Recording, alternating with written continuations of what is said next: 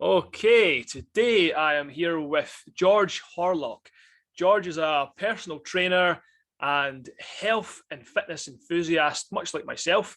Where we differ, I suppose, is he is more into the calisthenics and bodyweight training side of things, a little bit less on the endurance side, more on the strength and that side of the world. But we definitely have a lot of paths crossing over. Super interesting guy, really good friend of mine. You're going to enjoy this episode. It's going to be a great conversation. We might dive quite deep, so do prepared. Get on the get your seatbelts fastened. And George, thanks for coming on, man. Great to see you. It's a pleasure, my friend. It's a pleasure, and that was such a lovely intro. I appreciate it, and I would totally agree as well. But with yourself, man, as well. You know, you're a great guy, and I'm super excited to have this conversation and learn from you, and you can learn from me, and then everyone watching can learn from ourselves. So yeah, super excited to be here, man. Thanks for having me on.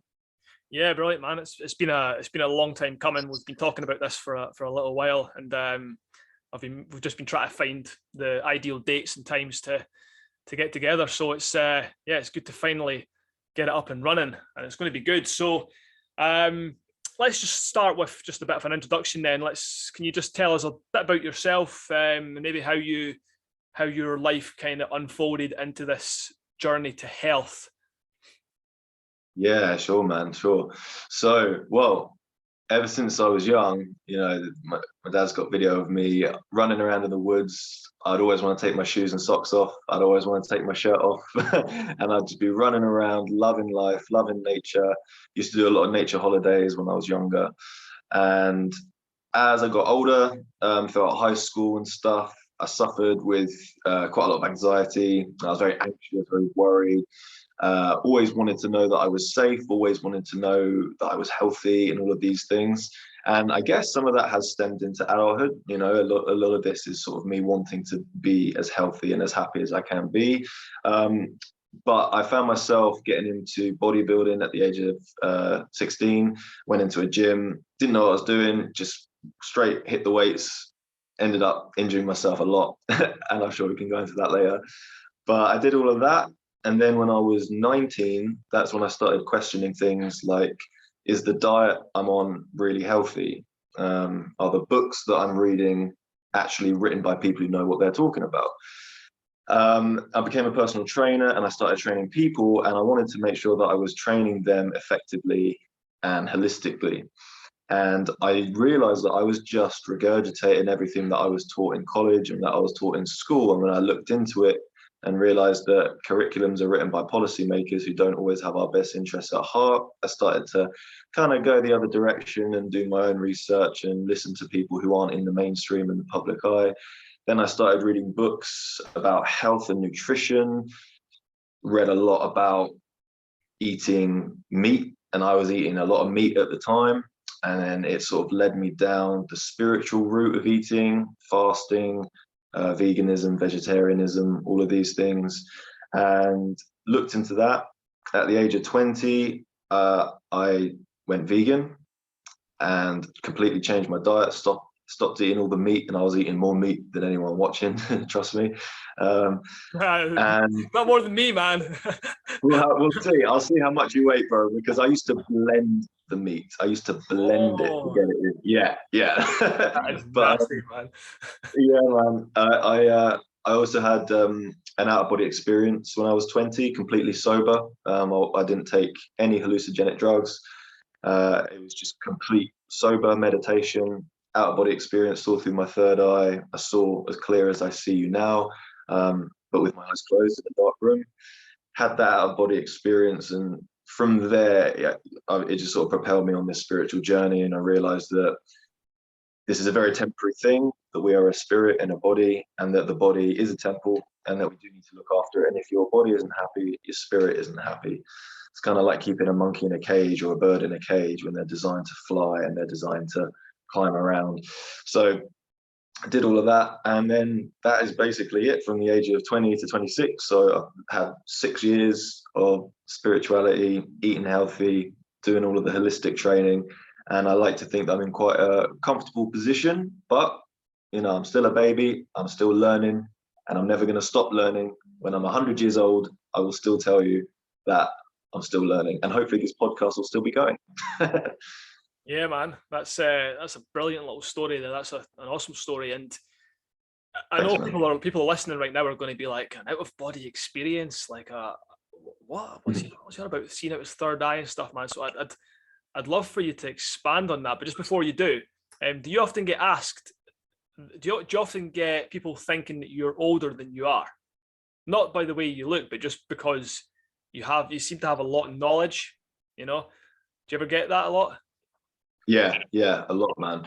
And it's funny because people do sometimes say that when they say, "How old are you?" And I say, "Guess."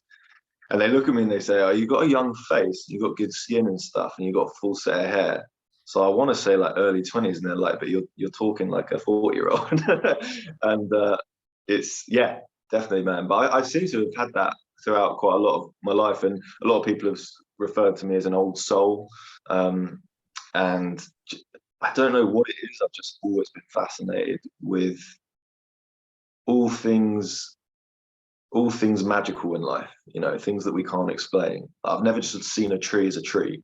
I've always thought, what is it? What's not just the science behind it, but what is the actual truth behind a tree? Why is it there? Why is it growing? Can it talk? What do the roots do? How can it survive in winter and then blossom in summer? I want to know these things. So yeah. What about yourself? Let's get that too. Yeah, I get similar sort of thoughts, and again, obviously, because we both look after ourselves and eat well and stuff, we tend to look like, on first sight, we look younger than we are. Generally, it depends. We do have beards, so if anybody's watching this, like, these guys do look like old men, you know. But so that does obviously add quite a few years to you anyway. But when you start talking about things that you've really, like, I guess, I suppose this is what I think. I think it stems from people not realizing how immersed we are in this world of health and fitness. So we do have a lot of knowledge, but equally that person might have way more knowledge about, like, every episode of Friends than us. You know, so to us it's like, but I suppose knowing things that are a bit more out there seem a bit more mystical, and I definitely get that as well. But going back to what you were saying there about the you reminded me of an Alan Watts episode I was listening to recently, and he was talking about how everything, if you try and put yourself in the mind of an infant, and totally paraphrasing here, I'm not going to say any great Alan Watts quotes just now, but put yourself in the mind of an infant, and everything you see and touch is amazing. It's like, even like, and I was listening to this and I was doing it and I was like, yeah, there's like a pen. It's like, but there's so much to it, you know. And it sounds so weird, but until you do this and actually think to yourself, I think this is the first time you've ever seen or touched this thing, and it's amazing, man. But tell us more about your out of body experience, because people are going to be like, don't brush over on that one, man. You have to go a bit deeper there. Yeah,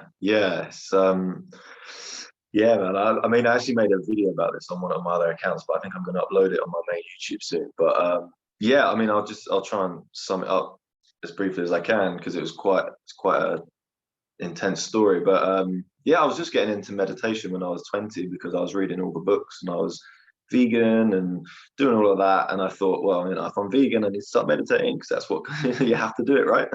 And so I started meditating and just doing the basic meditations, you know, sitting there, eyes closed, breathing deep. And I started doing some guided meditations, just simple ones on YouTube, where they kind of guide you to a meditative state. So they tell you how to breathe, they tell you to try and relax and not think too much. And then it kind of fades out. And then there's this nice music, or a nice hum, or 432 hertz music or something like that. And that was playing. And my eyes were closed. And I don't know if you've ever got this with meditation, man, but when your eyes are closed, obviously it's black, and I was in a black room. I was literally in my room, and I wasn't taking anything, completely sober, just trying to relax before bed. And my eyes were closed and they were black. And then it slowly started getting whiter and whiter and whiter and whiter. And a lot of people tend to freak out when that happens, and they'll cut out of it. But I really went with it. I was like, wow, what is this light? And it got brighter and brighter and brighter, and then suddenly, whoosh, like I could see as clear as I see you now. like I say, in fact, I could see even better. It was like I had the best eyesight.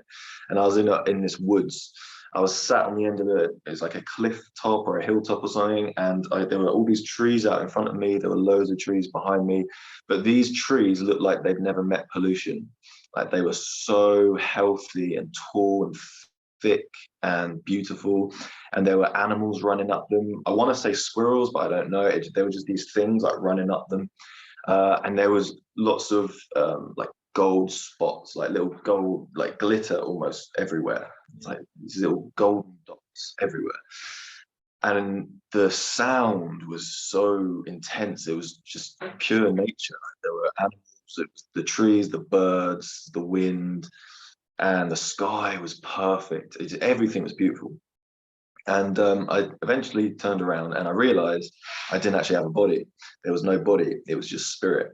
And it's a really strange feeling because it wasn't scary and I felt very free, very liberated. I realized that having a body is like having a really tight shoe on. When you take it off, there's no pain. You don't get in this realm, wherever I went, you don't get hungry, you don't get thirsty, you don't get tired. And you don't walk. There's no sort of sensation. There's no physical sensation. You're just spirit. Anyway, I turned around and there was this man opposite me, and he was tiny. He looked like a little hobbit. His skin color was black. He had a white long beard, and he had these like really crystal blue eyes, and they were so prominent. You could really see these eyes from a distance. And he had a stick, and he had like robes on. Gandalf.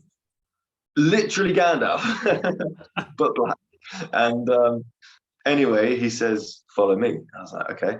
And I followed him through the forest, and we were walking through, and it was the forest, man. Like, it is the most beautiful thing I've ever seen, ever. It was perfect. So I'm going through this forest, and it leads and leads and leads, and it finally leads to a house, and the house is made out of a mushroom. It's this massive mushroom. But again, this is the part of the story where people are like, "Were you really sober?" Honestly, I was not on anything. I was in my room meditating, all I did. But it's, if you watch Fantastic Fungi, the documentary, you realize that everything is near enough made out of fungi, or fungi is everywhere. So the fact that it was a mushroom was really interesting. But at the time, I didn't question it, but I also didn't understand it. There's this massive mushroom house.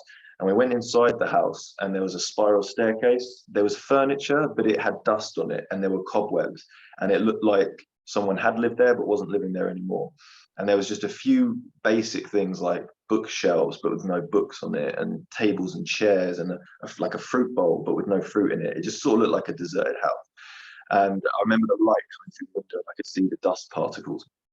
And then he walks me out back, and there's this beautiful garden. Now the garden looks like it's kept. It looks like someone's actually tending to it. The house looked abandoned, but the garden looked very tended to. Lots of beautiful flowers, bushes. It was perfect. So he walks me through, and then there's a stone bench at the end of the garden, and he tells me to sit there and wait there, and he walks off. By the way, I forgot to mention, in this realm there's no physical speech, so he didn't talk to me. He spoke telepathically. He was just saying things and I could just hear it. Then he walks off, and I sit on this stone bench, and to the left hand side of me there's a golden gate. And how many people talk about a golden gate when they have some sort of out-of-body experience? I found that so touching. At the time, I didn't resonate with it, but afterwards, upon reflection, I realized it's the golden gate. But this wasn't a massive, scary-looking golden gate, really intimidating. It was really small. It was just in the corner, just a little gate, but it was made out of gold, and behind it were wispy clouds. And I knew intuitively that I wasn't supposed to be beyond that golden gate yet.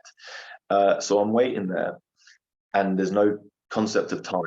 So I could have been there for 2 hours. I could have been there for 2 minutes. I don't know. But eventually the gates opened, and they just opened like this. And this massive light ball of energy comes through the golden gate, comes towards me, positions itself opposite me. And I instantly knew it was a feminine energy. It wasn't masculine, it was feminine, the yin and the yang. And then this light started coming out of me, and the light started shooting from this ball of feminine energy into me. So it's like we were exchanging energies or something. We were connecting. And I don't know what this energy was. I don't know if it was a past loved one. I don't know if it was an angel. It might have been God. whatever it was perfect. And it felt, and the exchange of energy felt like an internal warm hug. It was beautiful. And then she gave me a gift, and I don't know how this is possible or how this happened, but it was a crystal, a purple crystal, an amethyst, I want to say, and it had a chain, but the chain was indestructible, so nothing could break the chain. And she kind of put it on me, but she didn't have hands or anything. It just kind of was part of me. I can't explain how it happened. It was just on me, and that was her gift to me. And it was almost like she had to give me something for exchanging the energy or something. Anyway, after that happened, she left through the Golden Gate, and the gate closed. The old man comes over again and says, "It's time for you to go now." I follow him. We walk through the forest once more, and then he leads me to the cliff top where I originally was. I go over the edge, and I see at the bottom, it's black, and I can see me at the bottom from a helicopter view. So I can see the top of my head. I fall, you know, like when you fall in a dream and you wake up. It was that falling, but not waking up. And it felt amazing. It was just like free falling. And then was suddenly back in my body, opened my eyes, took a massive gasp of breath, very much felt like my soul was back in my body. And I was in my room and my eyes were open and I was very much in my body again. I felt it. And it wasn't the feeling of what the hell just happened there. It was complete bliss, liberation, joyfulness, childlike energy back in my body. And I remember the first thing I was thinking about, well, not the first thing, but after a few minutes had passed, I shed some tears. And then I thought to myself, if someone came in my room right now and held a gun to my head and said, "I'm going to shoot you," I would say, "I'm not bothered. You do what you need to do." There was no fear. I was not afraid of death anymore. And it reminded me of something that Buddha said when he became enlightened. They asked him, "What did you gain from enlightenment?" And he said, "I didn't gain anything. But what I lost was the fear of death, the fear of judgment, the fear of jealousy, the fear of hatred." You know, all of these different things that he lost through enlightenment was what I felt at the time. A few hours passed and I couldn't sleep. Obviously, I didn't want to sleep. I was buzzing. I was in such a great mood. I was like, what just happened there? And then I heard, before the few hours passed, I heard a pop in my head, like someone had burst a balloon, like in my brain. And it was a very loud and internal, and it made me jump sort of thing. I thought, what was that? But I just went with it at the time. And then after a few hours had passed, I started Googling my experience. I was like, out-of-body experiences with no medicinal herbs or plants or anything, just sober meditations, out-of-body experiences. And lots of people had similar experiences, but what it said at the end was, it said a lot of people, when they have an out-of-body experiences, they hear a pop in their head, and that is a sign that the third eye has activated. And to me, that was just the concrete evidence that my third eye had opened and that I had gone to another realm. How, what, why, I don't know. I don't question it. I don't care about the science behind it. All I know is I had that experience and it was amazing.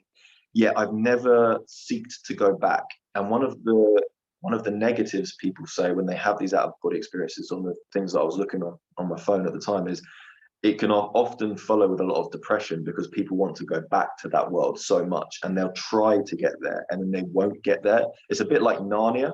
Like if you try to go through the wardrobe and get into Narnia, it doesn't happen. It happens when you're not thinking about it, you're not expecting it, and you just accidentally end up there. And that's what it felt like.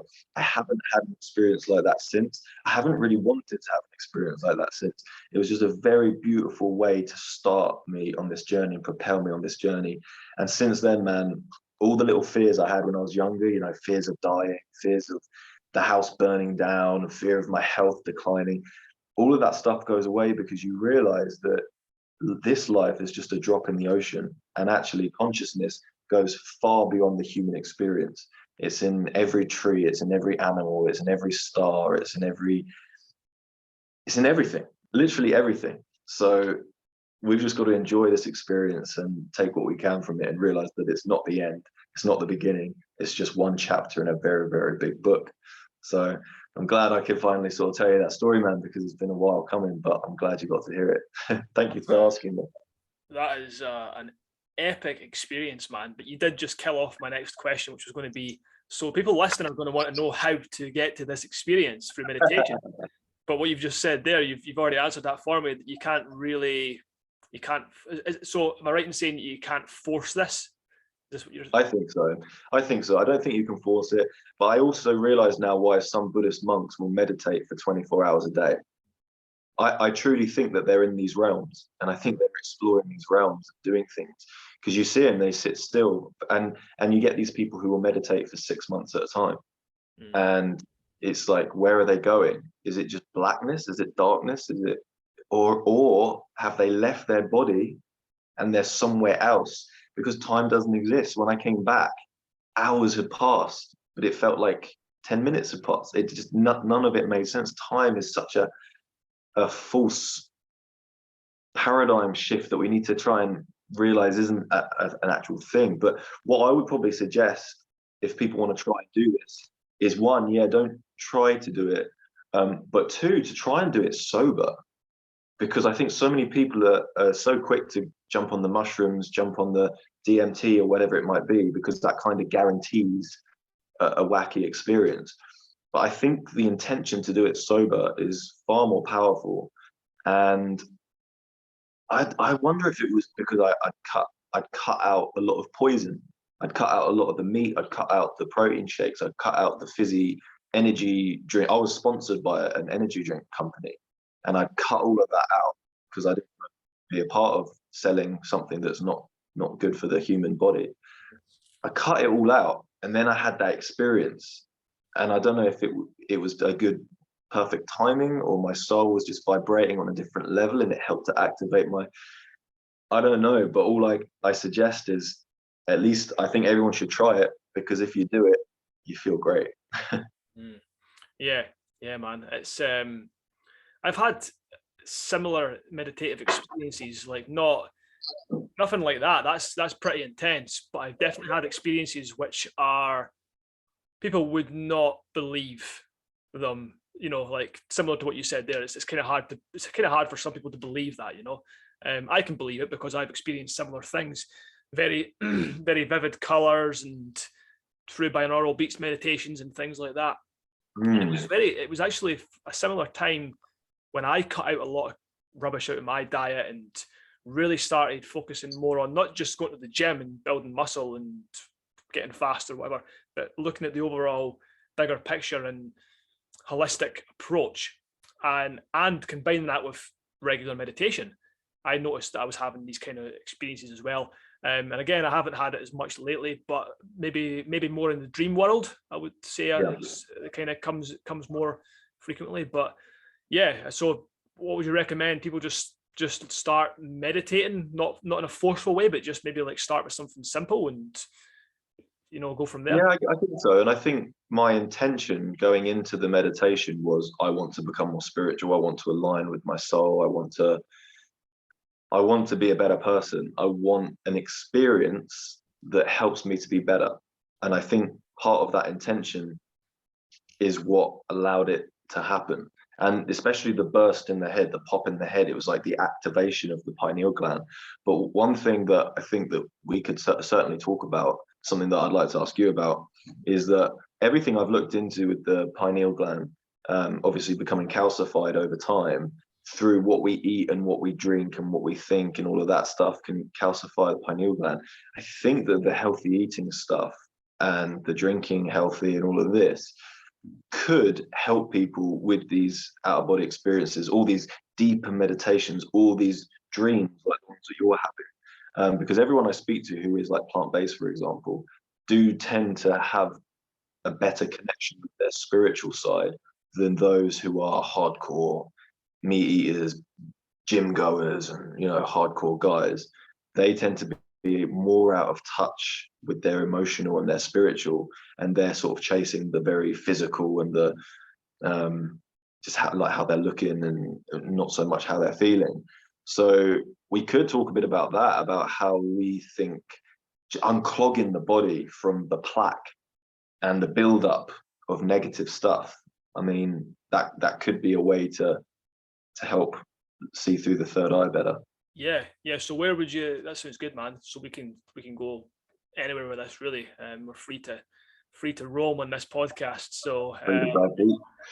it will be going to YouTube as well. So we maybe have to be a little bit careful that we don't Yeah.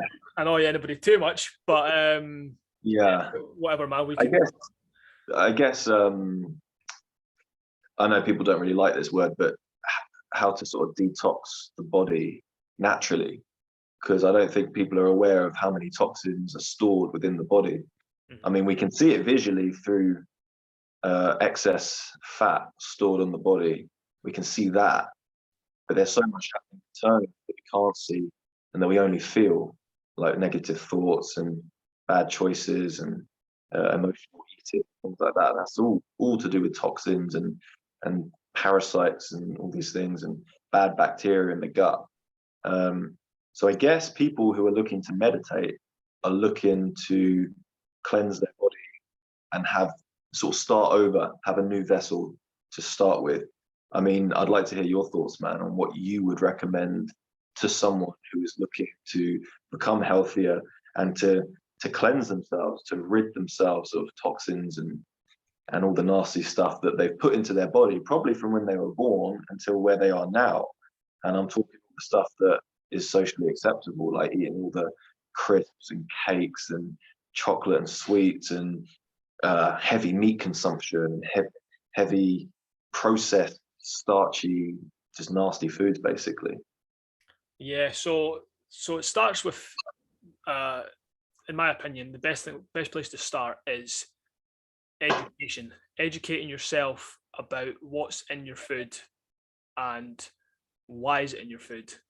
Why does this ingredient need to be there? Is it there for a good reason, or is it there to perhaps preserve the food, make it more convenient?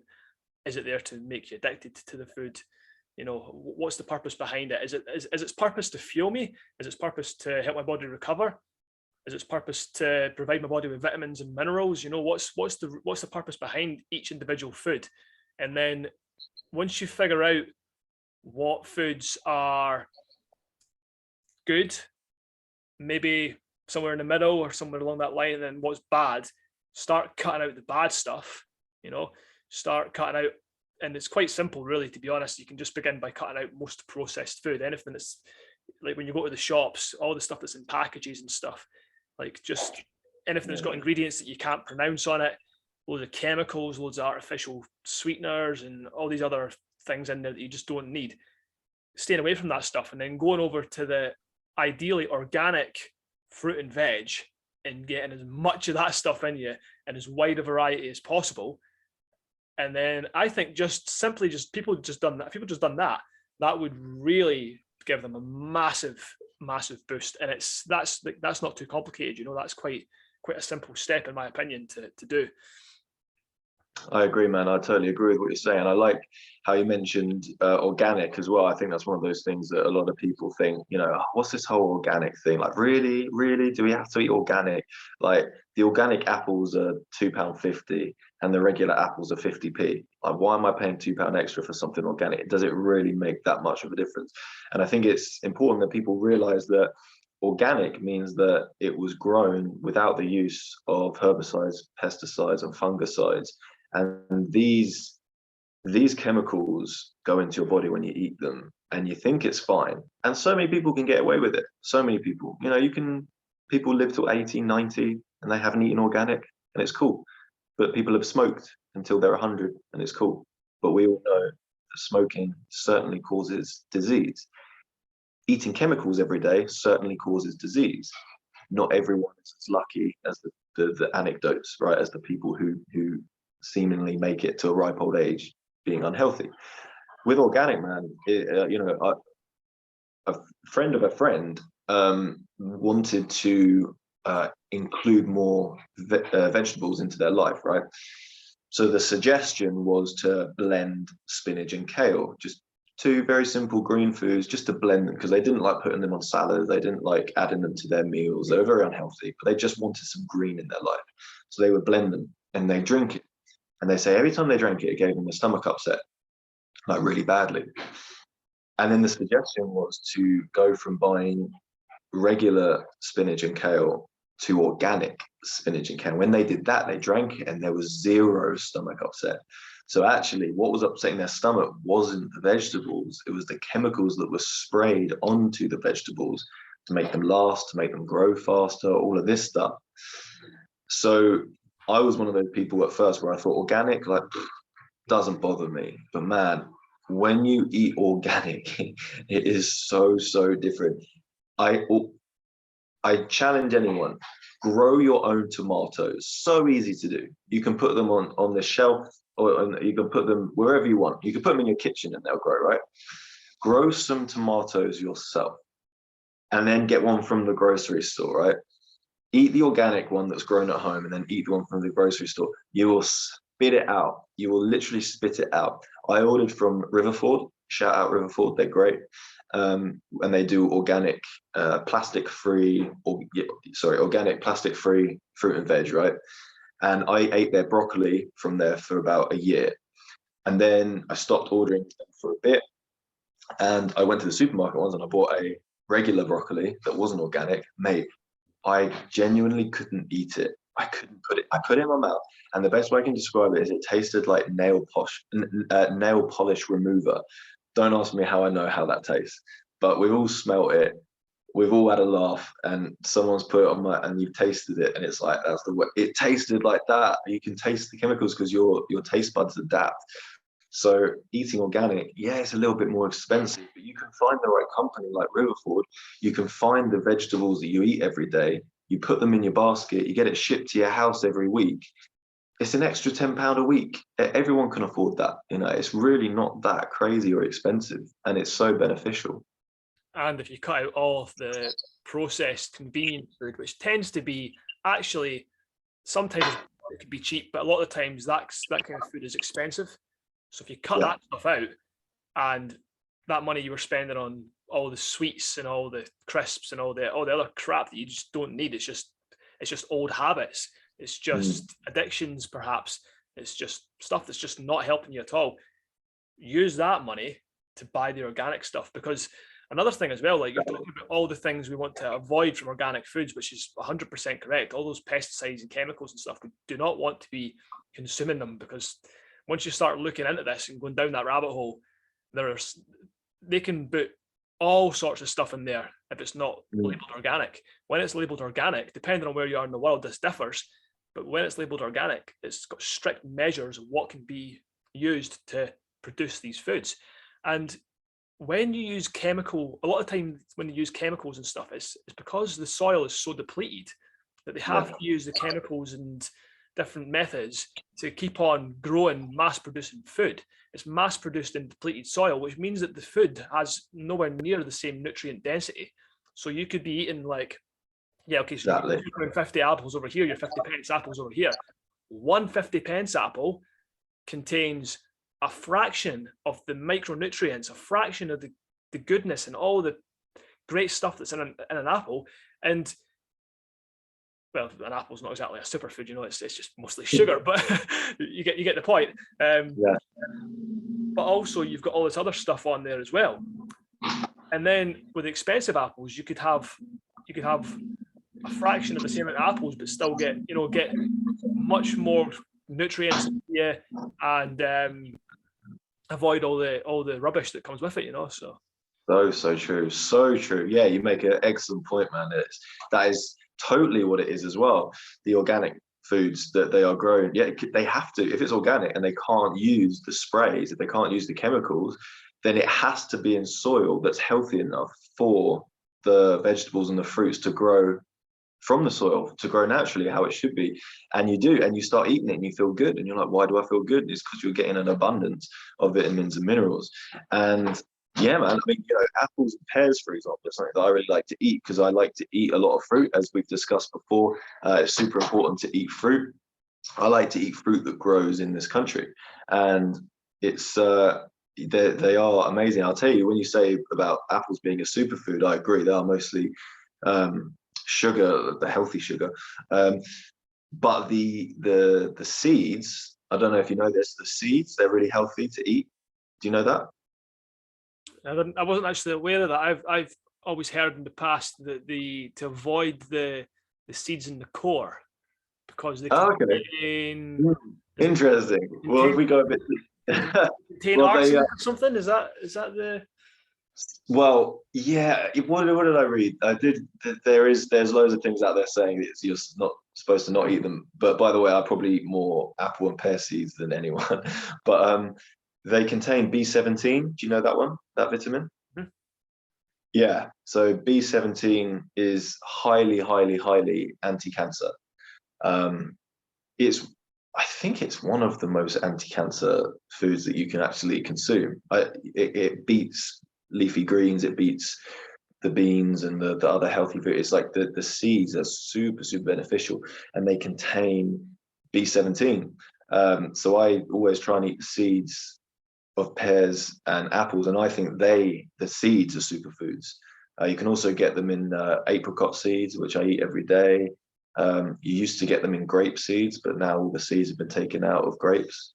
Don't know why, but yeah, man, that's what I try and do. I try and eat those. So apples and pears, man, you've got to get them organic. It's just so important. And the more I look into this, the more I think, wow, what was I doing for the past however many years when I was just buying whatever? Yeah, that's interesting, man. And you do feel the difference, like for sure. Okay, maybe there's a bit of placebo in there as well, but there's definitely. I mean, you can look at scientists have done this and they've looked at what's in organic versus non-organic, and the difference is vast. Yeah. So do you eat the apple cores or just the seeds? I eat the core as well. I eat the whole thing, man. All right. Yeah. So I don't know. Yeah. This is an old thing that I heard when I was probably a child, that you shouldn't eat apple cores, and I thought that included the seeds as well. And I'm sure it's something to do with arsenic, but maybe there is a bit of like a tiny fraction of arsenic in them, but you're getting good stuff. I mean, seeds are generally full of good stuff, you know. Yeah, I don't always eat it, to be fair. I was just thinking now. It's normally I buy the ones where it doesn't have it anyway. But sometimes I just shut that. It's a bit like kiwis, man. Like kiwis, I eat the skin on kiwis, which always seems strange to people. But actually, a lot of the time, a lot of the vitamins and minerals are held within the skins of certain foods, like potatoes, for example. Everyone peels potatoes, but actually, that's where a lot of the vitamins are kept, within the skin. Same with apples, same with any kind of fruit. A lot of the vitamins are withheld in the skin. So that's something I try and get away from now. You know, nature creates it in its perfect form, and you'll know instantly if you're not supposed to eat it, because it will be impossible to eat it. Like a pineapple, you know, you can't bite into a pineapple, so you know that you have to take the skin off, and the skin is just a protective layer. Whereas with an apple, you know, there's no need to take the skin off. Therefore, nature's design is perfect; it's not flawed. So consume it as it is, and you'll reap all the benefits. You can make a fermented pineapple drink. Have you tried that one? No, talk to me. Tapachi. So you want to it needs to be an organic pineapple, or this won't work because the chemicals will just kill off.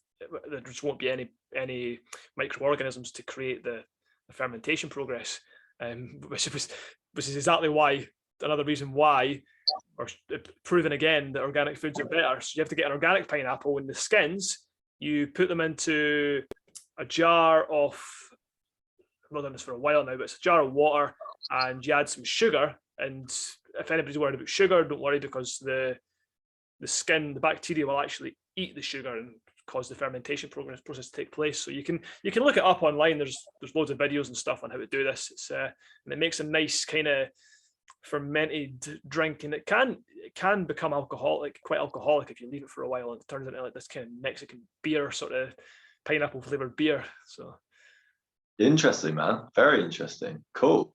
I mean, we spoke about juices, didn't we?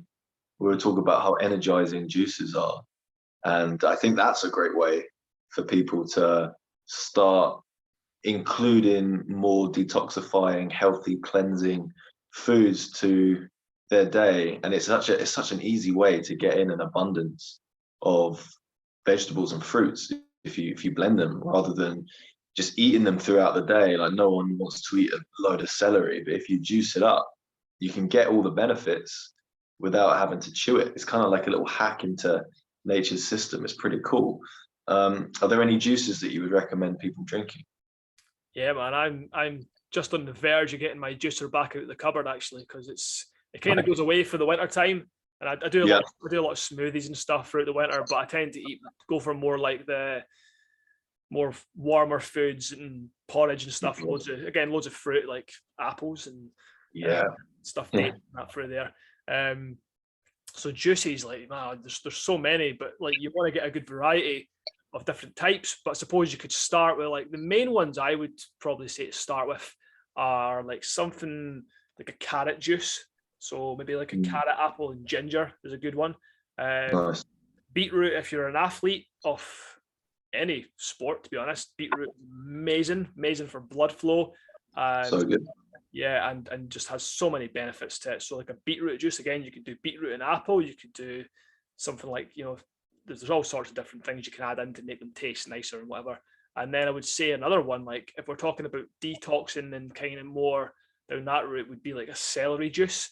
So some celery, again, that's maybe not the most tasty one, but you can add stuff to it, if you're not too keen on drinking it on its own. What about yourself, man? Any favorite juices? Pretty much what you were saying there, man. I do like the celery juices because of the benefits. And oftentimes when things have benefits, I can really psychologically overcome the taste. So like a shot of chlorella powder or spirulina powder, because I know it's good, I can just neck it. And sea moss is something that we've spoken about as well. A lot of people don't like the taste of sea moss, but I can just drink it because I know it's good for me. But certainly celery with apples and a bit of ginger and lots of cucumbers as well. I like to add cucumbers because they make a lot of water, so you can make more juices. And again, I think it's important to stress that if you are going to make juices, it's so crucial that you get the vegetables and the fruit organic as well. Otherwise, you are just concentrating those chemicals and you're turning them into a liquid drink. And it's like going to a science lab in school and just pouring all the chemicals into a thing and drinking. It's like a similar thing. So definitely, man. And beetroot's something I try and drink a lot of, especially with the training as well. I like to drink beetroot. I also like to drink cordyceps mushrooms tea. It's what I've just been drinking now. That really helps with my training. I've noticed it a lot. Is there anything? Well, I'll tell you what, man. I think we should get on to training as well. We could talk a little bit about how we're training at the moment and what we're doing. Yeah, that sounds good. Yeah, the cordyceps is a good one as well. I was using that last year. Before I went to Cyprus. Yeah, when I was building up my training last year for my big events in the summer, big running events, and I was using the cordyceps because it has got a lot of links to endurance. What about in your kind of training? Do you notice differences in strength for cordyceps, or what's the benefits you're noticing there?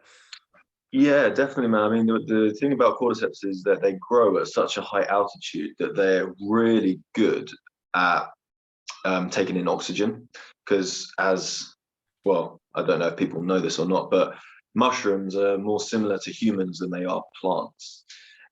So they're closer to a human than they are of a plant. So plants don't breathe in oxygen and breathe out carbon dioxide, but mushrooms do. They breathe in oxygen and breathe out carbon dioxide like a human. And cordyceps grow at such a high altitude where there's not much oxygen at all, that they've progressed to a stage where they are actually really good at taking in as much oxygen as they need from a place that doesn't have a lot of it. So when you consume them, your body becomes so much better at taking in oxygen, especially in your blood. So I find that it helps with the endurance, as you were saying. So for you probably notice it with your runs, but for me, I notice it with a lack of fatigue. So if I'm doing my pull-ups, normally, let's say a warm-up set, I'll get 20 pull-ups and then I'll shake it off. When I'm on the cordyceps, I'm doing the pull-ups, I get to 20 and I think I got 10 more, just little things like that you notice, or your push-ups are a bit more explosive. and you're kind of bouncing off the floor each time, and you just feel like you've got a bit more oomph, and you feel like you can keep going a bit more. You don't get as tired, and your heart's not pumping as hard. Just little things like that. Your ability to uptake oxygen improves. But again, because it's nature, it's subtle. It's not like this. It's not like you take it. It's not like a coffee. It's not like a drug where you're like, oh, buzzing off it. It's just very subtle. You'll just notice it, especially if you log your workouts. You know, today I got 100 pull-ups. Today I got this. Today I got that. And you take the cordyceps, and after about a week of taking them every day, you know, everything just starts going up just a little bit. It's just subtle. You start feeling a bit better. Then you come off the cordyceps, and everything. It might go down by a couple of reps, but you might wake up and you feel like, I really want to take it before my workout. And again, you know, placebo can come into it too. But I think when you look into the science behind it, it kind of speaks for itself. And mushrooms are something that I think are such a beautiful thing. And they grow all over Scotland, all over the UK, all over England. And, you know, there's something that I think that we need to, especially if you're from this part of the world, I think there's something that we need to include in our diets for sure. Yeah, they're a powerful food. Again, in so many different ways in which you can get them in like the forms of teas and stuff now as well. You can get all the different sort of medicinal mushrooms, not to be confused with magic mushrooms, but for anybody who's listening. Again, those are a bit different. These are more for simple health properties. But yeah, so you wanted to talk about training. So I mean, anybody who's listening has just heard you say that you do a warm-up set of 20 pull-ups, right? So this is going to, some people are going to be like, well, what did he actually just say that? So why did you tell us a bit about your training then? And for people listening, how would they get to a stage where they're warming up with 20 Yeah, for sure. Oh man, well, I love calisthenics. You know, I did bodybuilding for a long time, and I still lift weights. I lift weights more in the winter than I do in the summer. In the summer, I pretty much don't lift weights at all, and I'm just outdoors smashing the calisthenics. I love it. But obviously, when it's a little bit colder, it takes a bit of a longer time to warm up and stuff. And calisthenics, the way that I train anyway, is very explosive. So I do have to warm up a little bit more and do all of this. But going from the bodybuilding background, getting injured a lot, you know, lifting weights is fantastic. And I think everyone should lift weights. But bodybuilding is very taxing on the body. And you have to ask yourself, why are you doing it? The reason I was doing it is because I felt insecure. No other reason. I felt insecure. I wanted to look good. That's it. So now when you see me lifting weights, I'm not doing it to look a certain way. I'm doing it so that my body feels a certain way, you know, which is strong. So going from weights and leaving them a bit and moving on to the calisthenics, I started feeling a lot more free and I started feeling stronger because calisthenics elongates your muscles. Bodybuilding or lifting weights shortens your muscles. That's why the stereotypical bodybuilders like this, you know, they're walking around, they've got their lats out, and everyone's like, oh, look at that smug guy. But they're not doing that to look aggressive. That's genuinely how their posture is, because they're tight. They're tight like this. Their shoulders are up, their traps are up, everything's tight. Now, if they stretched as much as they lifted weights, they would look really good. They'd have the muscles, but they'd have the posture. But they spend more time lifting weights than they do stretching. Whereas with body weight exercises, because it's your body, you actually elongate your muscles, and this keeps them functional. And this is what we want for longevity. But you also get the added benefit of having bigger, stronger, better looking muscles, if that's what you want to do it for. Especially young kids. You know, I always tell kids, come into the gym, start doing your body weight exercises, because this is something that you will always see. Guys who lift weights and then go to calisthenics are always weaker. Guys who go from calisthenics to lifting weights are always stronger. So if you're doing pull-ups and push-ups every day, and then you've never gone to a gym before, but someone says, let's bench press. Most guys can do 100 kilo bench press, which is crazy. It took me a long time to get up to 100 kilo with weights. But because the reason it works is because when you're doing weight training, you're going from A to B, it's very robotic, and you're isolating singular muscle groups. Whereas calisthenics, you're working holistically. So yeah, you might be doing push-ups, but all of your muscles are activated. Every single one, your core, your lower back, your obliques, your legs, your neck muscles, everything's working. So when you do go from calisthenics and you hop on the bench and you get the big bar and start pressing, it's not just your chest that's working like the bodybuilder, The calisthenics guy is activating all of his muscles because that's what he's used to, and that's why he can lift heavier. So that's why I recommend doing the calisthenics. Now, how do you go from not being able to do pull-ups to doing 20 as your warm-up set? So what I like to do is I like to set crazy, I was about to say unrealistic, but it's not, but just sort of crazy out there tasks. So, or workouts. So when I go to the gym, this is how I train at the moment, and this is how I mostly always train. I go there with an intention and I say, right, today's workout, 300 pull-ups, and then I'm done. And then they're like, what else are you going to do? No, that's it. I'm just doing 300 pull-ups today. It will take me a couple of hours, or it'll take me an hour and a half, whatever. But I don't go home until I've done 300 pull-ups. Now, who's going to get a better workout? The guy who's doing 4 sets of 10 pull-ups and then moving on and doing some rows and then maybe some curls, and then he goes home again, or the guy who's doing 300 pull-ups. It's the same with push-ups. Now, let's say you're a complete beginner and you can't even do 10 push-ups. Okay, well then your workout is to do 50 push-ups. I don't care how long it takes you. You have to do 50 push-ups off your knees as well. Let's say you get 5, then you rest. Then you get another 5, then you rest. Then you get 2, then you rest for a bit longer. Then you get another 2. That's how you do it. You take as many breaks as you want and you slowly build it, and you don't go home until you've done 50 push-ups.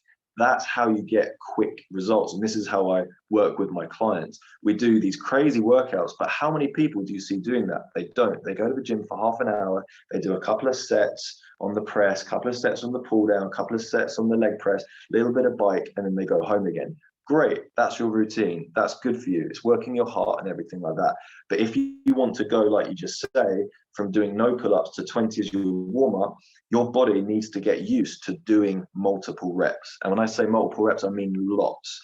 So a typical workout for me would be, 200 push-ups, 100 pull-ups, and then 200 dips and 300 leg raises. That's my workout. It sounds insane, but it gets you much better results than if you just work in the 10 to 12 rep range, 2 or 3 sets, because you're not putting your body under stress. The body only changes when it's under stress. It doesn't change when it's comfortable.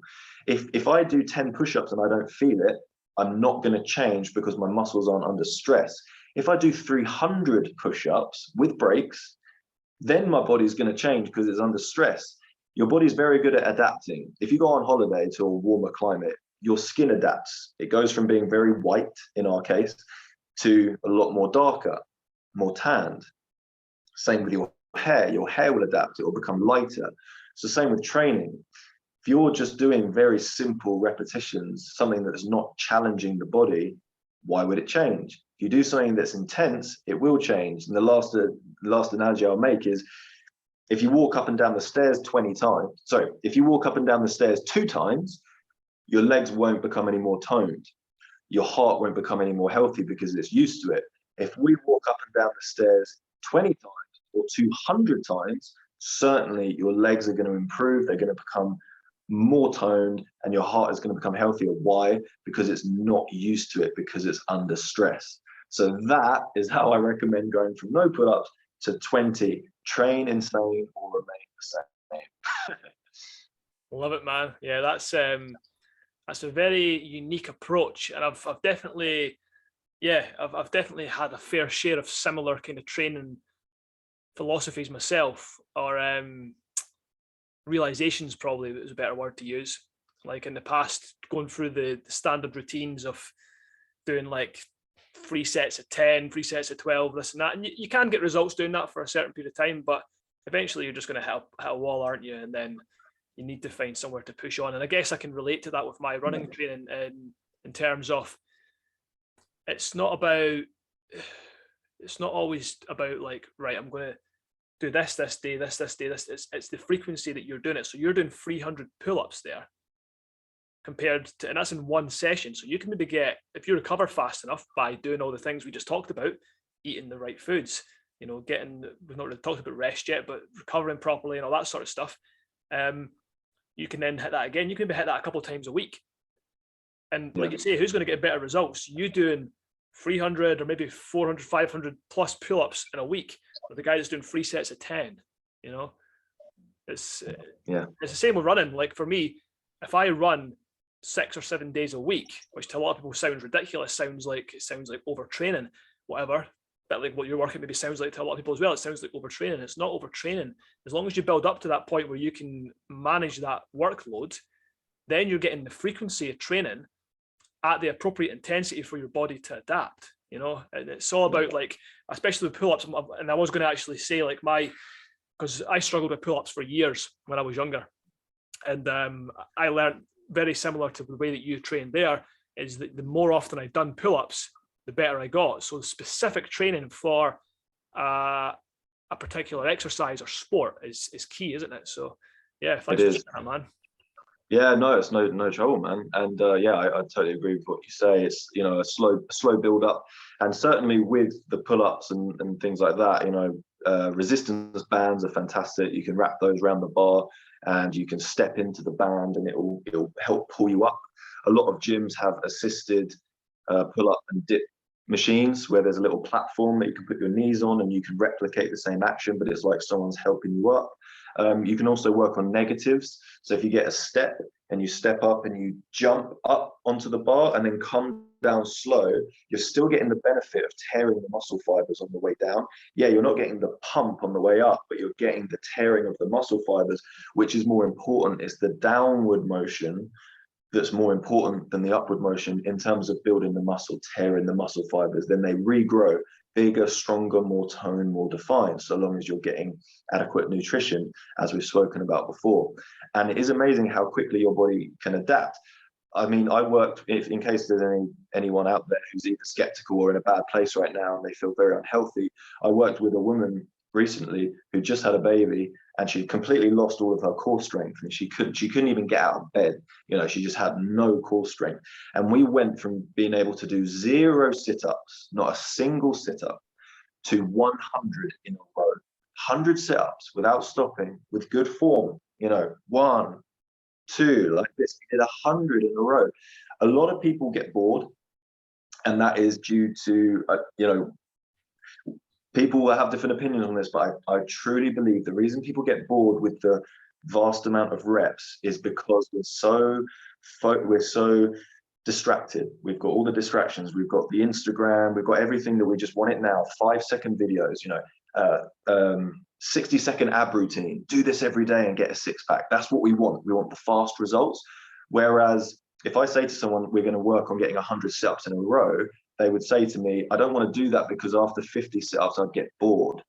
But going back to the story for a second, is that it just shows that you can have 0 ab strength, but if you just work on repetition, and all we did was negatives. So I'd sit her up and let her come back really slow. I'd sit her up, she'd come back slow. We did that over and over and over and over. Then she started digging her elbow into the floor and sitting up and coming back slow, digging her elbow in and coming back slow. Then it would be the other elbow to get equal sides. And then I'd help her up with 2 fingers instead. And then I'd say to her, right, I'm going to help you up. But I wouldn't, and she'd sit up all by herself, because psychologically she knew she'd be able to get up, which is the power of the mind. And then we got 5 reps, and we got 10, and we got 50, and then we just smashed it to 100. So the difference is your intention. So if you go to the gym and your plan is set by myself, and I say, right, you got to get 100 pull-ups, then you go home, nothing before. A lot of people feel like they're going to get bored, but that's why I like doing calisthenics outdoors, because if you're down there with the music going and your mates are down there and you've got a bit of food, you've got some water, you've got time, you've got a couple of hours to train. It's not for everyone. I appreciate that a lot of people just need that half an hour after work and stuff, but I'm just letting you know how I can manage 300 pull-ups in a session, is because I go down there with a couple of hours to spare, 3 hours to spare. You know, I spend my free time exercising. So I'll go down to the calisthenics park. The guys are down there. You know, we're all doing the rope. We're all doing the boxing on the pads. We've got the music. You know, we're drinking the smoothies. We're hanging out. And I'll be like, yeah, boys, I'll be down for a couple of hours. Got to get 300 pull-ups, then I'm going home. You know, I'll get to 100, and then I'll chill out for 20 minutes. You know, I'll have a chat, a bit of pad work or something. Right, let's get my next set of 50. And then again, you know, I'm not getting 50 in a row, but I'll do 20, shake it off, get another 20, shake it off, then do 10. And I just and then I've made a day out of it. I've had fun with it. So I truly think that this multiple rep routine doesn't work for a lot of people because we are so fixated on now, let's move on, let's do this machine, move on, let's do this machine, move on, let's, whereas again, if someone did a personal training session with me, they'd be very shocked when I handed them a 15-kilo slam ball and I said, you're going to hug it and we're going to walking lunge all the way around the park, and then you're going home.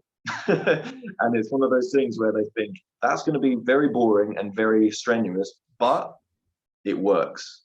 It's not, people who want to change their life and become stronger, fitter, more toned, more defined, it's not about how it works, it's just about if it works. And that technique really does work. But I also appreciate it's not for everyone. And you certainly can get results doing quick half-hour sessions, but they've got to be intense, they've got to be brutal.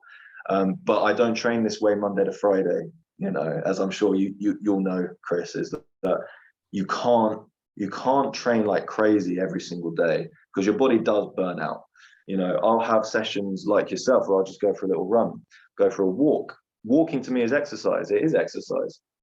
I try and exercise every single day, but the difference is I might wake up one day and say, right, it's time to exercise, but I'm not doing 300 pull-ups. I'm going for a walk with my friends, or I'm going for a picnic and we're going to hike to the top of a hill. Me and my girlfriend, we're going to have some food, and then we're going to hike down again. That's exercise. That's what they do in the blue zones. They walk. Best form of exercise. So if people can just get into the habit of moving every day, it's a great start. Yeah, love it, man. It's so important to get that active recovery, sort of low intensity exercise, and really getting as much of that in as we can. So I love the way that your view on calisthenics and the view on working the whole body as an integral system and everything, and it makes complete sense once you understand physiology and anatomy and how everything works. You very quickly, unless your goal is to become the world's greatest bodybuilder, if you want to be like Ronnie Coleman or Dorian Yates, whatever, then yeah, you maybe have to use these machines and stuff, and you are building your body in a specific way, which is going to be detrimental to your overall long-term health.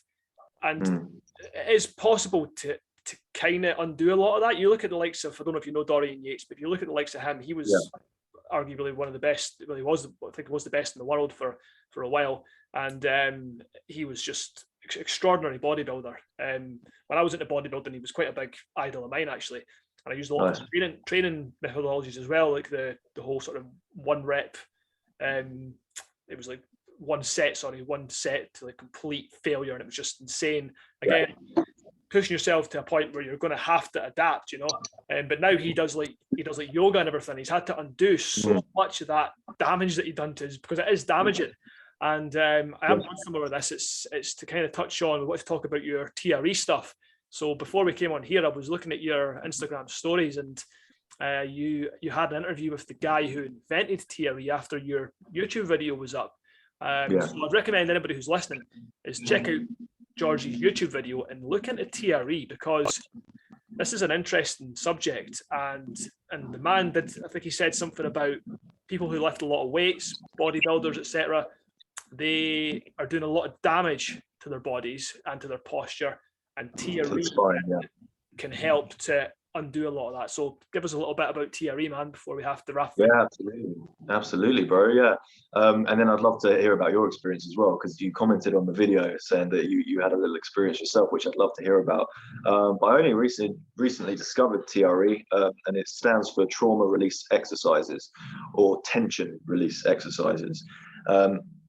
Humans don't live organically anymore. We don't live holistically. We're not open and honest with our emotions. Animals are, because they live very present and very in the moment, and they're very honest. So when I tell my dog he's going for a walk, he goes crazy.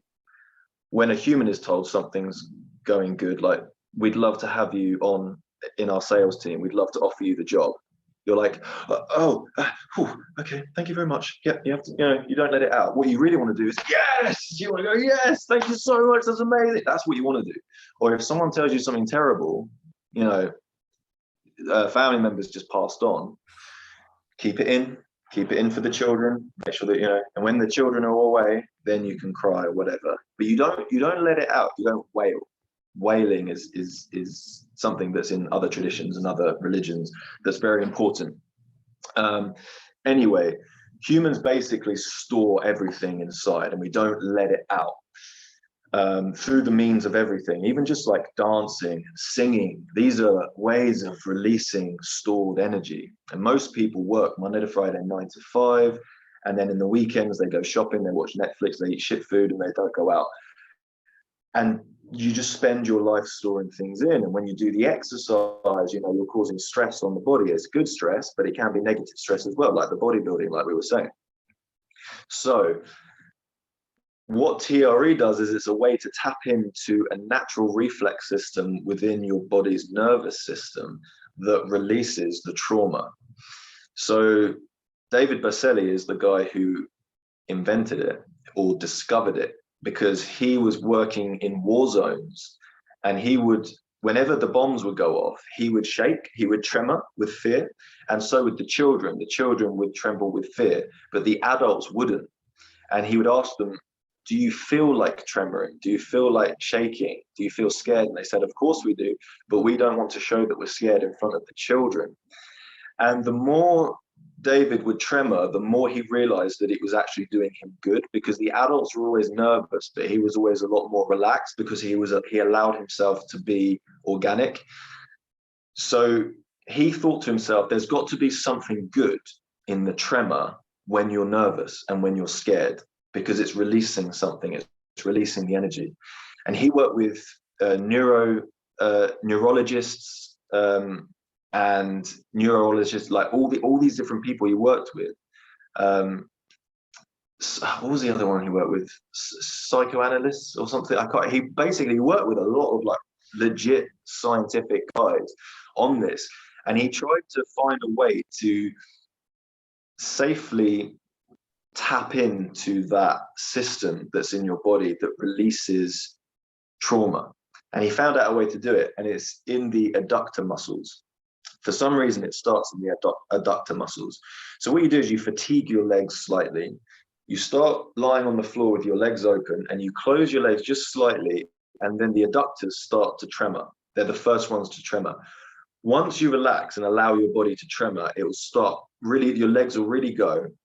And then it goes into your hips, and your hips will bounce up and down, bounce up and down. And then for me, it shoots up into my arms, and your body starts moving on its own. It's crazy. It's completely involuntary. You're not doing this, but at the same time, you feel very much in control. And what starts to happen is your body works out where the trauma is, and it works out how to release it. And it's amazing, because you can look up TRE on YouTube, and there are people who have gone through so many different things. There are people who've been in the military and they do TRE and they just start sobbing and wailing and whining, and they let out all the fear and all the horror that they've seen. They let it out and they feel so much better afterwards. I've got a neck injury. I did TRE with David last night. He got me standing up. You can stand up and do it. You can activate the tremor while standing up. It worked its way up my body, and it went into my neck, and my neck's doing this. It's trying to sort itself out, and it's completely involuntary. But at the same time, you can stop it. And the best way I can kind of describe it is, when it's a little bit cold and you naturally start shivering because it's cold, you can stop. If someone said, here's 100 quid, stop shivering, and you'd be able to calm it down. You'd be able to stop it. It's the same thing. So when you're tremoring and my neck's doing this, if I did psychologically think to myself, like, okay, just stop it, stop, it would stop, because I'm in control. But it's something that I think that everyone needs to do, because so much of ourselves, or so many of our emotions are stored within the body. And it's such a natural, holistic, beautiful, safe way to release the trauma. It's free. There's no side effects. Anyone can do it, and you don't need to see a doctor. Personally, I think that's why it's not mainstream, but luckily it is becoming more and more mainstream as the months and weeks and years go on. More and more people are discovering it. I'm going to do a tutorial on my YouTube channel soon on how to access it yourself. But I know that you tried it as well, man. You gave it a go. And I'd love to know your experience and what you felt, and whether it was all physical or if you felt anything emotional. Yeah, so I tried it out after watching your video. Well, actually, I think I saw it on your Instagram first, and then went over to your YouTube, watched the video, and I thought I'll give this a try. I'm always up for trying these kind of, interesting, weird health things. And so I quite quickly, because you were saying in the video, you were saying it takes a bit of time to get it. I quite quickly started getting the tremors going, and I could feel it. Nice. Yeah, definitely felt my hips started going first of all, and then I was getting a lot of hip action, lower kind of. I could feel my lower core was like trying to slam against the ground, sort of low back sort of core, and then it worked up to my shoulders, and my right shoulder started doing this. Yeah. The side, and I'd actually recently tweaked my rotator cuff or something in there, so that was quite interesting. I thought that's it, because this shoulder wasn't really doing much, but this one was going out, and it was very involuntary, but like you say, not out of control. So I done it for about a good sort of 10 minutes or so, maybe 10, 15 minutes, I think, the first time. And yeah, I was like, that was interesting, man. It was interesting. And afterwards, I felt good, I felt like I wouldn't say I didn't really feel like a trauma or anything release as such, but I just felt good. And then I tried it the next day, like a very quick one, like sort of 5 minutes, and I was getting a lot of I think my chest was slamming down this time as well onto the ground. There was a lot of this sort of bench pressing stuff going on. Yeah. My shoulders were slamming down. And then I sat up after it, and I was like, oh, my posture felt really good. It's like it must have been activating all the rhomboids and stuff going on there. Exactly. And I've kind of been meaning to try and get back into a bit more of it lately. It's really just, again, it's, you've got a lot of different priorities and stuff, and it's trying to fit that in as well. And I want to do it properly. I don't want to just do like a 5-minute one where I'm done there. I want to sit and do it properly. How long do you, or does the man recommend for a session then? Yeah, it's he actually says that you can do 5 minutes or you can do 50 minutes. It kind of depends on how much trauma you want to release, how far you want to go with it. Me and him did about an hour's work together yesterday, which was very intense. But we worked. I always thought you could only do it on the floor, but he showed me how to do it. We did it in the fetal position. We did it standing, and it was so beneficial. And I think that the longer you do it, the more beneficial it is. But I also think that the longer the session, the less you should do it. So I feel like if you're just doing 10 minutes, you could do that Monday to Friday, just 10 minutes. But if you're doing an hour's worth, it's probably best to do that, say 3 or even 2 times a week. And it's almost like a story. Like it starts very slow and then you get into it. And then towards the end, it finishes quite nicely. It's like a beginning, middle, and end. And it's amazing. The more you do it, the more your body is comfortable with accessing certain parts of the body. And what it's trying to do, or what David says it's trying to do, is it's trying to work your body as one. So it's trying to connect the legs with the hips, with the chest, with the arms, with the neck, with the head. It's trying to work it all at the same time. Now you say you got a lot in your hips, and that's probably from your running. I know Grace gets a lot. It got it in her hips a lot, and I think that's from that impact of running, constant running. And then you got the bench press thing, which is what I certainly get as well. And so much of it, man, is just here, as I'm sure you saw in the video, and that is from the weights. That's from, almost 10 years of just lifting weights, heavy weights, and your body is just trying to shift all of that tension, and it does it. But it's a process. The first session you might not get anything, you might just get a little tremor in the legs. But what David says the body is doing there is it's trying to work out if this is safe, because the body doesn't just jump into something. It tests it first to make sure it's safe. So when the tremors start, they might build a bit and then they'll go down, and then they'll build and then they'll go down. That's your body testing to the system to make sure it's safe. And a lot of people give up. He says a lot of people do one session, they give up because it didn't work. The more you do it, the more it will work, because the more your body will understand that this is something safe.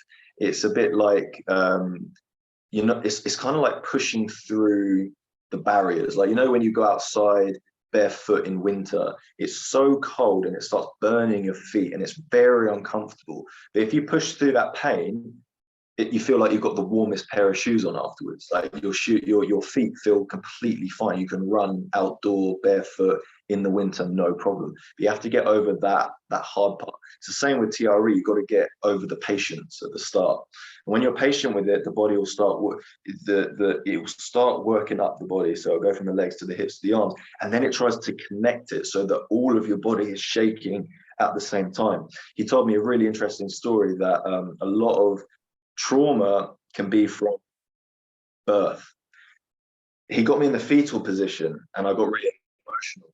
And I told him that it felt like a safe space that was no longer safe. Now, when I was born with the umbilical cord wrapped around my neck, so I was being choked as I came out. So I went from being in the safest position that any human can experience, inside your mum's stomach with the heartbeat as your comfort, suddenly going from this to dying is such a drastic contrast. Like it's polar opposite emotions. So when I got into that position, I felt super emotional. And he said that's what it is. And then I went from that to standing. And then when I was standing, everything was connecting. But the story he told me was that this guy who he didn't even know his background was doing TRE. And then all of a sudden he said that his legs flipped up to here. So his hips are here and his legs are here. And he's in this like weird position. And David was like, I've never seen a human being do that. The guy said, I had no idea I could even do that. He's not a flexible guy. He's one of those guys who sits on the floor and can't put his knees on the floor. It's super tight. And the body just folded in half. And then later, David said, what do you think that was about? And the guy said, when I was born, I came out like that. That's how I came out. And that I forget what it's called, but it's a certain birth where you come out backside first. You're supposed to come out head first, but sometimes people come out backside first and it folds their legs into their head, and it's very traumatic for the baby.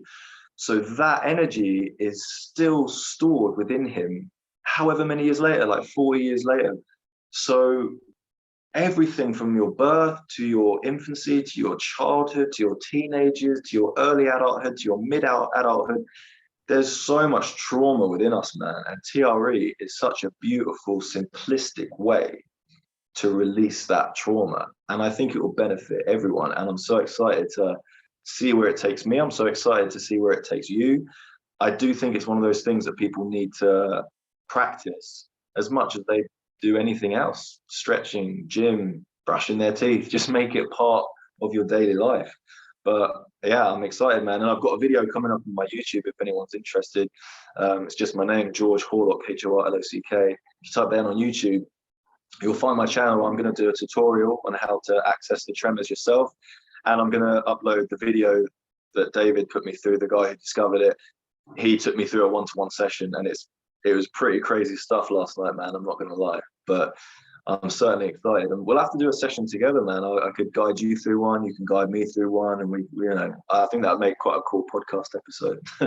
Yeah, that's a great idea, man. I'm sold. I'm doing a session today. I've already decided. So do it. I've got to do it, man, because today's I'm on an active rest day today anyway. So nice. I've not got any excuses really. So I just need to go and get in a session, and it's good to know that you can do up to 50 minutes as well, because I was a bit unsure as to how long would be recommended. Yeah, man, it's definitely, there's a lot of powerful messages there that you spoke about, and speaking about trauma, I suppose just to round this conversation off, I think it would be quite nice to go full circle. And so you said you maybe had some trauma when you were being born, but I actually took a note earlier that something you mentioned when you were doing your introduction about having some problems with anxiety when you were younger. And I had similar issues. I did suffer with anxiety quite a lot and found ways to overcome that, which I've talked about in the past. I've done videos on my YouTube channel as well and stuff. And I do post about this now and again as well. It's ways I think we can use exercise and things like that to help us. But I wonder if you could give the audience, for those that are listening all the way to the end, a little treat for sitting listening to the whole episode. On some tips. I guess TRE would be one way maybe that you could help deal with anxiety. I would only assume that it would, but what else has worked for you for that issue? Yeah, that's a nice question, man, because I think a lot of people do deal with anxiety. My anxiety was very much like full-on panic attacks, so not being able to breathe. And I guess that could relate back to the umbilical cord thing, just being choked. Um, yeah, so TRE would be great. Nature helps massively, like walking outside, getting in fresh air. Also going up high onto like scenic views, being able to see in the distance, having lots of space so you don't feel so claustrophobic, because we're always in cities and houses and buildings and everything's so close together. If you can actually see in the distance, that can help with anxiety. The way I actually got over mine, man, was an approach that is a bit strange. I personally got to such a low with it where I kind of didn't care if it finished me off, because I couldn't breathe every single day, and I got to a point because I was so scared of dying from it. I was so scared of just not being able to breathe and suffocating to death. And I got to such a low point where I thought, do you know what? Like, do your worst. Like, all I'm scared of is suffocating. That's my bit. So I was like, do it. I dare you. Like, just try it. And I kind of made it another thing. I separated it from myself. And then when I said that to it, I was like, go on, do your worst, finish me off, show me what you can actually do. I realized that it couldn't kill me. All it could do was panic me and stress me. It couldn't actually kill me. And then I found a bit of humor in that. I kind of found it funny. I thought, you're making me this scared of something that can't even happen. That's hilarious. I was like, do your worst. Try, look, go on, try it. And it didn't happen. And then I started like joking around with it. I was like, come on, let's do it. I'm about to take my GCSEs. Like, do it now. Kill me in front of everyone here. That would be a laugh. Let's go. Let's do it. Why aren't you doing it? Come on, more, more. And I kind of joked with it. And the more I did that, the more it went away, because I realized it couldn't do what I was afraid of it doing. And then I regained my power, and I realized that I was in control and not it. And just over time, man, within like a few months, bear in mind, I had this for years, daily. The longest panic attack I ever had lasted 14 hours of not being like proper, like can't breathe for 14 hours. It's really traumatic. But once I reclaimed my power by realizing that it can't kill me, that is when it started fizzling out quite quickly. And after it fizzled out within a few months, I've never had one since, and I don't get anxious. I do public speaking in front of lots of people. I do loads of public stuff, man, and I get the general anxiety, like a little bit shaky or whatever, but I don't have any anxiety anymore. So I would say to people to try and disconnect yourself from it and realize that it's not going to kill you. It can't do that. Yeah, it can embarrass you. Yeah, it can cause a scene. Yeah, it can do all of that stuff. But I feel like once you've gone through that enough and people know that it's just who you are, you do have anxiety, and there's nothing wrong with that, then you can start to work on it. And I think that also something I would have tried back then would be CBD oil as well. CBD drops under the tongue. I do that before I go to bed, and it does help me sleep. But having said that, I saw every therapist you can imagine. I saw holistic healers. I did lots of different drops for it, and nothing actually worked. So I guess that's kind of the best advice that I would give, and to really accept it. Like, don't be afraid of it. Really accept it. Be like, yeah, this is happening. This is a thing. But the way you get over it is by reclaiming your power and realizing it can't do the one thing that you're scared of, which is dying. It can't do that. It's not powerful enough to do that. It's not strong enough to do that. And then try and find some humor in that. As hard as that is to say, I know, but try and find some humor with it. I think it was Alan Watts, actually, like you say, who said, when you realize life isn't work, it's just play, life becomes a lot more interesting. And every day would be work for me. I have to work on the anxiety, work on it. Once I started playing with it like a child again, having a laugh with it, having it as my imaginary friend or my imaginary villain, that's when I really started to get over it, and I became a bit childish with it, but it really helped. So yeah, man, what about yourself? How did you get over yours? That's a beautiful way to put it, man. And yeah, I can relate in the sense that you said don't give it too much power. you know, and understand that you have the power. Yeah. So for me, it was, and it's difficult to do this when you're in a world of anxiety. It can be very hard to separate what's really happening to what's going on in your mind. But yeah, you put it perfectly when you said, separate it and then think, what's the worst thing that could happen here? You know, like, is it going to kill me? And once you realize it's not going to kill me, like, and for some people it might just be going out the front door.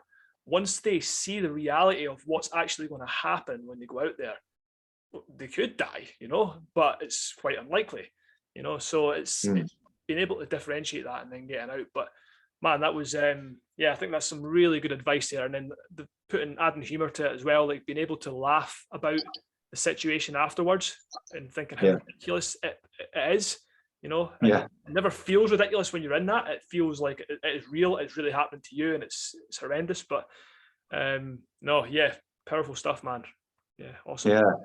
Oh man, no, I'm so glad we got to talk about all these amazing things, and I honestly can't wait for the next one. I think it's a good time to tell people that we want this to be a regular thing, and you know, we want to talk as much as we can, and because we've been talking for a long time, man, me and you, and we're very similar. We have a lot in common, and we are, we share so much. So I think it would be great for us to do regular podcasts, regular Instagram lives if people want to follow us on there, and to just keep this conversation going, man, because I feel like we're onto something with these practices that we're doing, and ultimately we just want people to be happy and healthy, right? And what better thing to do in life is to be happy and healthy? Because I always say to people, think of your favorite thing to do in life, whether it be traveling the earth, whether it be spending time with your kids, whether it be going to the gym, whatever your favorite thing is, you can't do it without your health. You have to have your health. So we need to make it a priority. And once you do that, everything becomes better. So here's to the first of many, my friend. Yes, definitely. And so anybody who's listening in, beautiful way to sum it up there. You need to look after your health. And this is what our mission is here, I suppose, is a way to put it. And we're doing an Instagram live at the minute. We're doing one every Monday at 7 p.m. GMT, so UK time. And tune into that. We're going to be starting our own podcast in the near future. Yep. So we'll get that up and running, where it's going to be all sorts of different topics we're going to discuss. So yeah, follow George on his Instagram. It's just George Horlock on Instagram as well. Yeah, with an underscore. Yeah, George underscore Horlock. And he's got his YouTube channel as well, George Horlock. You can check out the TRE stuff on there. And anywhere else people will find you, or is that the main sort of two? Yeah, they're the main two. And then I obviously I'm personal trainer. I do calisthenics as well. If you're in the Brighton area, which is down south, if you live near Brighton, I'm in that area, so you can shoot me a message if you ever want to come down to the calisthenics park and have a session or whatever. We can do that. Watch out, you'll get you doing 300 pull-ups and then lunge I'll get you exactly. with him on your shoulders. Yeah, 100%. Yeah, awesome, George, man. That was a great conversation. Thanks for coming on again, and here's to many more in the future. Thank you for having me on, man. I appreciate it, and I appreciate you and everything you're doing. Much respect. Thanks, man.